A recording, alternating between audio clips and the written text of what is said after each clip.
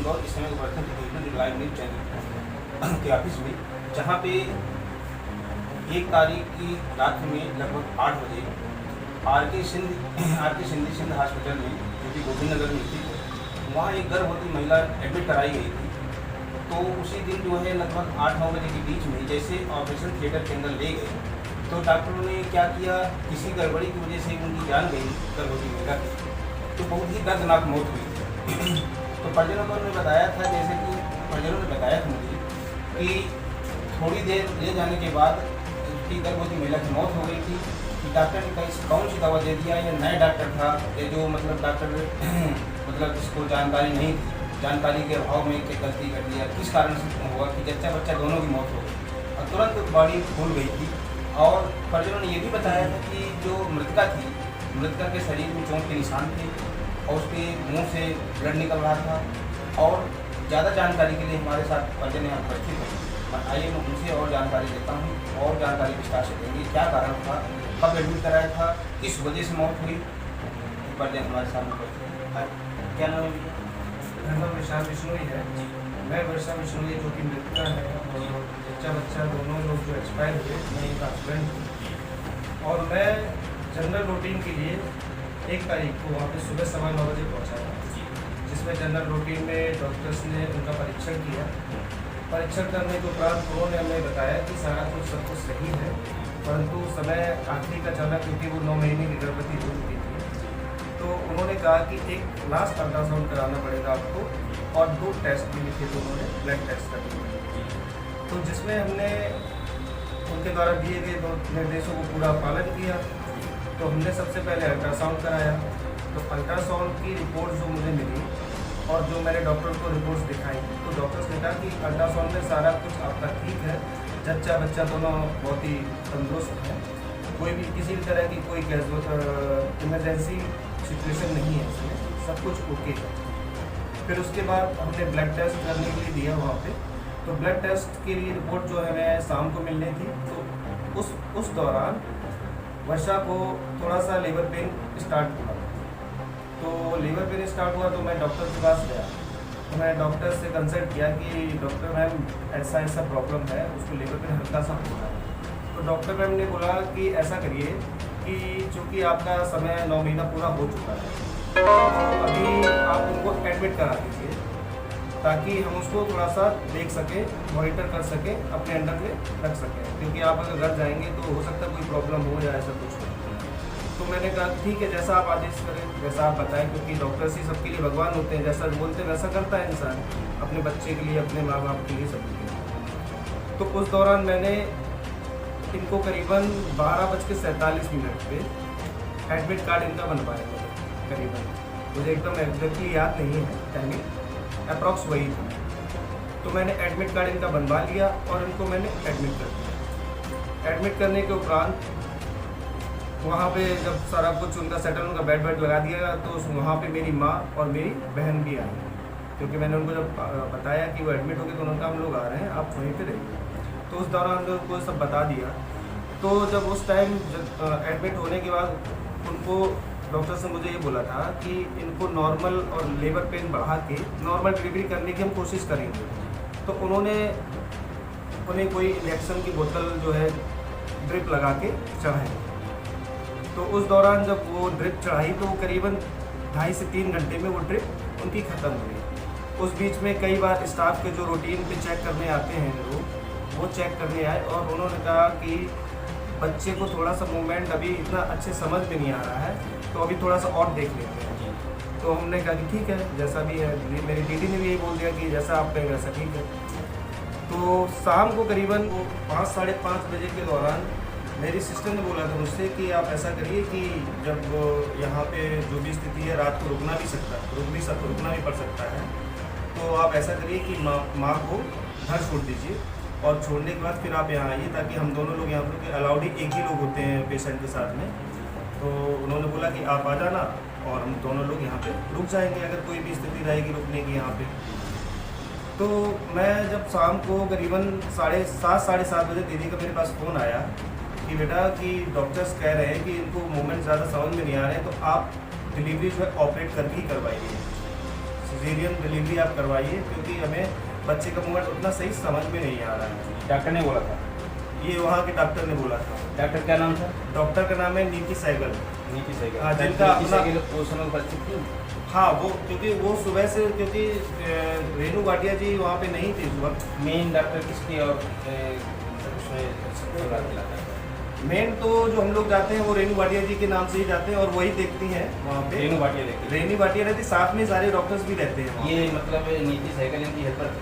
हाँ जी, नीति सहगल उनकी हेल्प। और उस टाइम पे जो उन्होंने हमसे कंसेंट लिया था उसमें भी लिखा था कि रेणु भाटिया जी नहीं है, तो उनके बदले में जो ड्यूटी पर डॉक्टर है वो सारा कुछ इलाज करेगी। तो उनकी अनुपस्थिति में जो हाँ, है नीति सहगल वहाँ पे देखेंगे। क्या जो आपको ये पता है क्या क्या उन्होंने रेणु भाटिया जी ने कुछ एडवाइस दिया था क्या नीति सहगल जी? मेरे सामने तो ऐसी कोई बात नहीं है। वही मैं कहना चाह रहा था कि अगर आपको मेरे इस केस के बारे में कोई स्टडी नहीं थी या आप उसके बारे में नहीं जानते हैं, तो आप अपने सीनियर ऑफिसर से, सीनियर डॉक्टर से बात करिए जिन्होंने उनको 9 महीने रेगुलर देखा। बिकॉज हमने वहाँ पे लगातार दिखाया है, जब बच्चा प्रेगनेंसी होने से लेके लास्ट मोमेंट तक सारा केस फाइल वहीं का है। टोटल दिखाना, डॉक्टर, दवा, सब कुछ वहीं का है। तो पूरा वहाँ पे ऐसा कोई इशू नहीं था।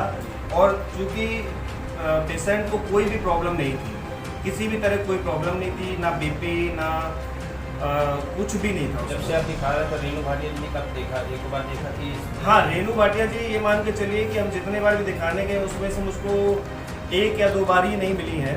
बाकी हर समय उन्होंने देखा और उन्होंने कंसल्ट करके दवाइयाँ जो भी है, डॉक्टर्स अंदर बैठते, पैनल बैठता उनका पूरा, करीबन 10 डॉक्टर्स बैठते हैं अंदर। अब वो डॉक्टर है या डॉक्टर की जगह पे स्टाफ नर्स है, क्या है वो मैं नहीं बता सकता आपको। बिकॉज जिस तरह की घटना घटित हुई तो है, उस दिन ऐसी क्या घटना हो गई, क्या आपको महसूस हो रहा था, क्या लग रहा था कि जो है वो मौत का कारण क्या है?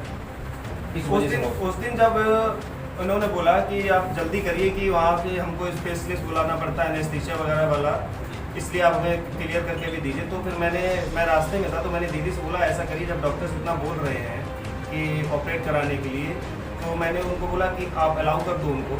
तो उन्होंने मेरी जगह अपने साइन किए, क्योंकि डॉक्टर मुझे बार बार फोर्स कर रहे थे कि आप ऑपरेशन करवाइए, कुछ भी हो सकता है, ऐसा उन्होंने बोला। जबकि मेरा पेशेंट एकदम सही था, उसे किसी भी तरह की कोई प्रॉब्लम नहीं थी, इतना तंदुरुस्त था, वो फिट एंड फाइन था, उसको मतलब ये मान के चलिए कोई भी इशू नहीं था। वो हंसते बोलते हुए बिल्कुल। जब वो ओटी में गई तो उसने अपनी माँ से बात की, उसने दीदी को मेरी बताया कि दीदी हम ओटी पे जा रहे हैं, कोई दिक्कत वाली बात नहीं, 15 मिनट में लौट के आ जाएंगे हम। वही उसने अपनी माँ से भी बोला। तो ये सब था। कितने बजे लगभग मौत हुई होगी? उनकी मौत ये मान के चलिए आप, क्योंकि करीबन 8 बजे उन्होंने ओटी के लिए ले गए थे, वो वार्ड से, जनरल वार्ड में थी वो उस समय एडमिट, तो वहाँ से वो ओटी में उसको ले गए। और उसके बाद हमने सोचा कि मोस्ट प्रॉब्ली 15 से 20 मिनट में, बहुत ज़्यादा से ज़्यादा आधे घंटे में वो वापस आ जाएगी। तो जब मैं वहाँ पहुँच गया तो मैंने दीदी से पूछा कि कितना समय हो गया, तो दीदी बोली कि करीबन 20 से 25 मिनट हो गया। तो मैंने सोचा कि समय कुछ ज़्यादा नहीं हो रहा है, तो दीदी बोली कि डॉक्टर से ले गए, हो सकता कुछ टेस्ट वगैरह कर रहे हो, चेक कर रहे हो, इस वजह से। तो मैंने भी उनकी हाँ में हाँ समझ ली, क्योंकि डॉक्टर्स हैं, अंदर सब अच्छा ही हो रहा होगा, ये तो हम मान के चल रहे, क्योंकि ओटी में हमें अलाउड नहीं किया जाता है। तो फिर करीबन 20 से 25 मिनट और गुजरा, तो मैंने देखा एक स्टाफ नर्स वहाँ से दौड़ते हुए घबराई हुई बाहर मेडिकल से दवा लेने गई। मेरे आंखों देखा ये हाल था, तो मैंने सोचा कि मेरे मन में एक गलत विचार आया कि कहीं ऐसा तो नहीं कि मेरे ही पेशेंट के साथ कुछ ऐसा हो रहा हो। परंतु मैंने फिर भी निगलेक्ट कर दिया, मैंने कहा नहीं, सब सही होगा। फिर करीबन 15 से 20 मिनट बाद फिर से वही स्टाफ नर्स दौड़ते हुए बाहर गई। बाहर जो मेडिकल, इस हॉस्पिटल से जुड़ा हुआ एक हॉस्पिटल, वो मेडिकल है, उस मेडिकल पे मैं खड़ा हुआ था और पीछे वाली विंडो से वो फिर वो स्टाफ नर्स दवा लेने आई। और उस चूँकि वो हॉस्पिटल भी सिंधियों का है और वो मेडिकल जो बाहर है वो भी सिंधियों का है, पंजाबियों का है, तो उन्होंने अपनी भाषा में बात की और मुझे इतना समझ में आया, उन्होंने कहा कि बहुत कोई केस गड़बड़ हो रहा है क्या। तो उसने घबराहट में ये बताया। तब मुझे बहुत चिंता बढ़ी, तो मैंने उससे के पीछे मैं दौड़ता हुआ गया। अचानक से अंदर से ओटी से एक महिला निकली, उन्होंने कहा कि वर्षा बिश्नोई के साथ में कौन है? मैंने कहा मैं हूँ, कि आप अंदर आइए। तो मुझे ओटी में लेके गए वो। तो ओटी में जैसे मैं घुसा, उसकी स्थिति ये थी, जो उसके हाथों में वीगो, उसके मुंह के अंदर पाइप, शायद एयर पाइप था, क्या था डॉक्टरी भाषा में इसको कुछ नहीं बता सकते वो क्या था। एयर पाइप एक महोदय पंपिंग कर रहे थे और वो सब देखा मैंने, तो इन्होंने कहा कि पेशेंट की तबीयत गड़बड़ हो रही है, इसको सांस लेने में बहुत प्रॉब्लम आ रही है। तो मैंने उनसे छूटते ही उसी वक्त बोला कि अगर आपको प्रॉब्लम आ रही है तो आप 1.5 घंटे से 1 घंटे से अंदर कर क्या रहे हैं। आपने मुझे अब तक बताया कि उन्हीं की पेशेंट की हालत गंभीर है। तो बोली वो अपने तरफ से ही वो लोग बोले सारे डॉक्टर्स मिलके कि अरे नहीं हम लोग ट्राई कर रहे हैं, हम एम्बुलेंस बुला लिए हैं। जब उन्होंने, तो मैंने उनको फिर से बोला कि भाई अभी तक आप लोग क्या कर रहे थे, आपने हमें बताया नहीं, क्योंकि हम दोनों लोग बाहर खड़े थे, जैसे इंतजार कर रहे हैं कि अभी माँ बच्चे आ रहे होंगे, अभी माँ बच्चे आ रहे होंगे। तो उन्होंने कहा कि नहीं हम लोग ट्राई कर रहे हैं, हम लोग पूरी कोशिश कर रहे हैं। फिर उन्होंने कहा कि एम्बुलेंस हमने खुद ही बुला ली है और इसको एजेंसी ले जाना पड़ेगा। तो मैं उस टाइम हताश हो गया, वो मैं बाहर निकल आया। बाहर निकलने के बाद मैंने फिर 10 मिनट बाद बंद करके मैंने कि आपकी एम्बुलेंस कहाँ चली गई, अभी तक आई क्यों नहीं। तो बोल रहे आ रहे हैं और करीबन 1 घंटे तक वहाँ एम्बुलेंस नहीं आई। करीबन 1 घंटे तक वहाँ एम्बुलेंस नहीं। मैंने कहा आपकी एम्बुलेंस, एक हॉस्पिटल में एम्बुलेंस तत्काल मिलती है, बाहर खड़ी रहती है, और आपकी 1 घंटे से एम्बुलेंस नहीं आई। फिर मैंने छूटते ही पूछा कि ये बताइए मुझे कि मेरे पेशेंट के अंदर कुछ बचा है या आप लोग इसके साथ बैठ के यहाँ पे एक्सपेरिमेंट कर रहे हैं या आप मुझे बेवकूफ़ बना रहे हैं। तब भी वहाँ के डॉक्टरों ने मुझे जवाब दिया कि नहीं हम लोग ट्राई कर रहे हैं। फिर अचानक से मेरे दिमाग में पता नहीं क्या आया और मैंने पेशेंट का हाथ पकड़ के उसकी नब्ज़ चेक की। जब मैंने उसकी पल्स चेक की, उसकी पल्स 0 थी। तभी मैंने तत्काल उनसे बोला कि आप लोगों ने तो सब बर्बाद कर दिया, सब खत्म कर दिया। वो ये चीज़ जब मैंने की और ये देखने के बाद वो लोग एकदम से डर गए और मैं बाहर आके सबको फ़ोन मिलाने लगा, सभी परिवारजन को मैं बताने लगा कि इन्होंने ऐसा ऐसा कर दिया। यहाँ पे हम लोगों को कुछ नहीं बताया, ऑपरेशन के लिए आए जिसमें सिर्फ 15 मिनट लगता है और 1.5 से 2 घंटे ये लोग अंदर रखे रहे बॉडी को, और हम लोगों को कोई खबर नहीं दी। और जब हमने अंदर घुस के देखा तो वहाँ पे सब कुछ उल्टा और सब बर्बाद हो चुका था। करीबन 5 मिनट के बाद इन डॉक्टर्स ने पेशेंट को उसमें जो भी कुछ लगा था, पंपिंग वगैरह सब हटा के,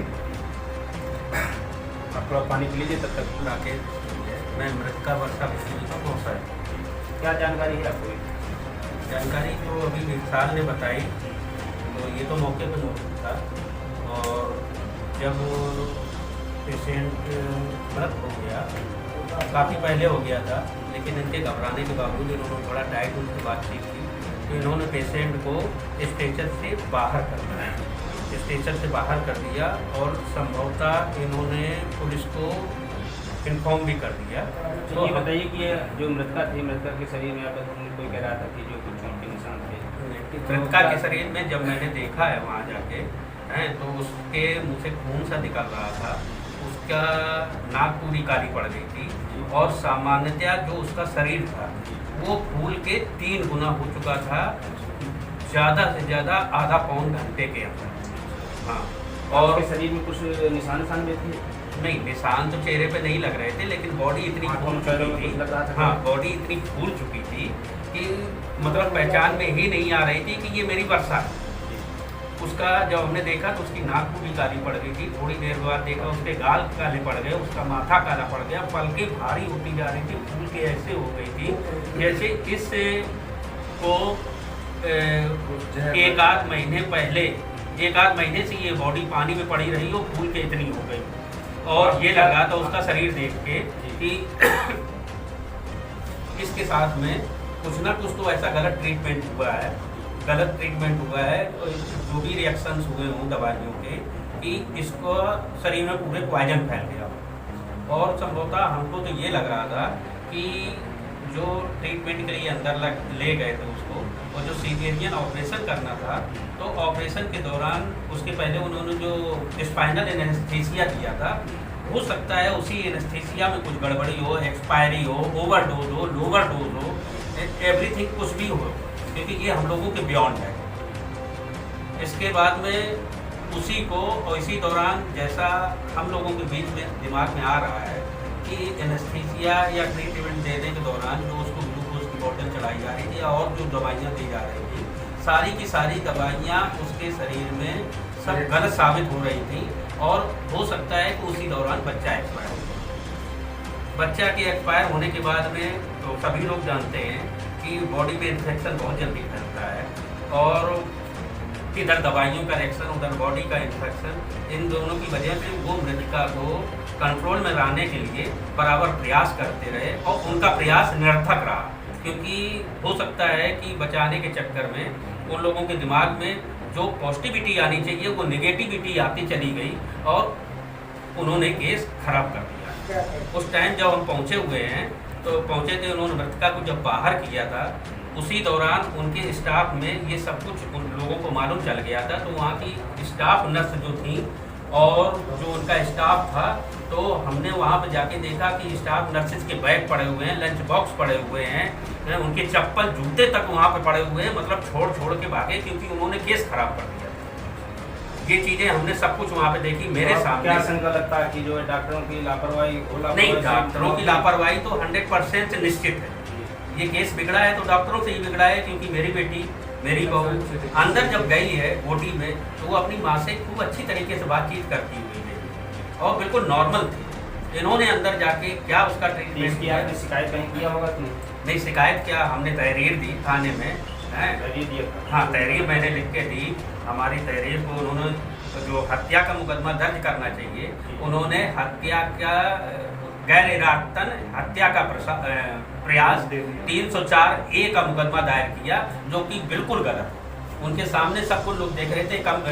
एसीपी मिस्टर संतोष कुमार सिंह देख रहे थे, ACMO आया हुआ था वो देख रहा था, और शायद कानपुर का आरती सिंह हैं, वो आई थी कि नहीं आई थी, लेकिन उनका स्टेटमेंट बाद में हम लोगों ने पढ़ा हुआ था कि हम भी वहाँ पे आए थे, लेकिन हम लोगों ने उनको नहीं देखा। आप लोगों के सम्मुख कौन कौन अधिकारी आया? मेरे सामने गोविंद नगर थाने का पूरा स्टाफ था। जब वो स्टाफ और वो एसओ मिस्टर देवेंद्र कुमार दुबे थे, वो भी थे। और अगर खबर आपको अच्छी लगे तो चैनल को सब्सक्राइब, लाइक, शेयर करना ना भूलें।